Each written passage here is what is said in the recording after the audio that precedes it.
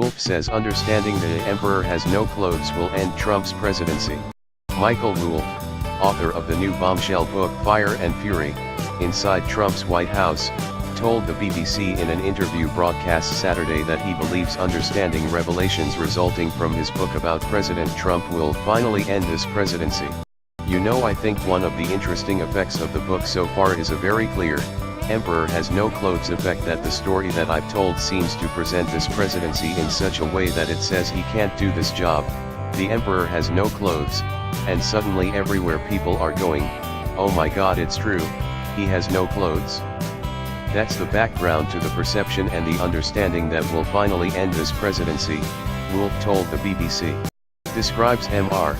Trump in an unflattering light, as someone prone to fits of frustration who eats cheeseburgers and watches TV in bed at 6:30 p.m., and whose capabilities are questioned by his entire senior staff. He doesn't read, he doesn't listen, he's profoundly uncurious. He's just interested in what he's interested in and isn't interested in the larger problems of the world, almost any of them, Wolff told the BBC. That's on the one hand, so the other side is he's experiencing now issues, fundamentally physical, mental issues. Wolff continued. Wolff, who says he conducted more than 200 interviews for his book and took up a semi-permanent seat in the West Wing for months, was asked if he sees Mr. Trump as someone who is mentally incapable of being President of the United States. Well, I think he's intellectually incapable of being President of the United States, Wolff told the BBC. Trump took to Twitter early Saturday to defend himself, and slamming Wolff, saying he made up stories to sell his book. Michael Wolff is a total loser who made up stories in order to sell this really boring and untruthful book. He used sloppy Steve Bannon, who cried when he got fired and begged for his job. Now sloppy Steve has been dumped like a dog by almost everyone. Too bad. https://t.co/mu5zv9. Donald J. Trump, @RealDonaldTrump, January 6, 2018. Actually, throughout my life, my two greatest assets have been mental stability and being, like, really smart. Crooked Hillary Clinton also played these cards very hard and, as everyone knows, went down in flames.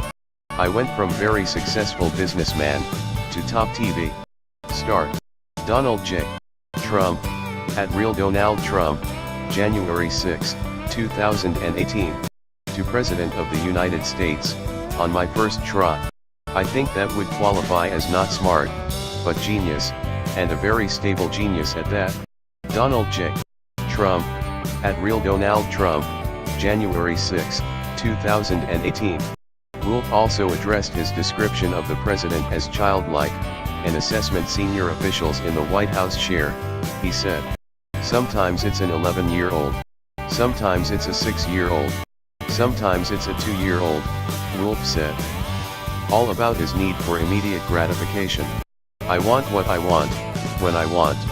Wolff also stood by portions of his book that have been called into question, such as his claim that former British Prime Minister Tony Blair warned the Trump campaign that campaign aides were under surveillance by British spies.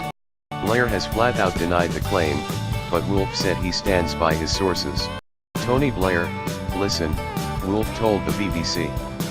All I know is that Steve Bannon and Tony Blair came to the White House. I actually was there, sitting on the couch. Saw him there. And shortly thereafter, Jared Kushner and Steve Bannon got into a car, went out to Langley to see the director of the CIA and the deputy director, and to ask about these things that Tony Blair had told the president. The author also addressed criticism that his book might be too one-dimensional, and if Mr. Trump was really incapable, he never could have made it to the White House. You know, I use the comparison of the producers, Wolff said. That this entire campaign was designed to bring Donald Trump fame and riches if he did not win, and winning is the thing that exposes him. And I would leave it there and say what we have is an event that should not have happened, and it is almost inexplicable that it did happen. And the fact that it has happened exposes the weakness of the system, but it also exposes Donald Trump himself. He has no clothes. CBS News' Eleanor Tuahy contributed to this report.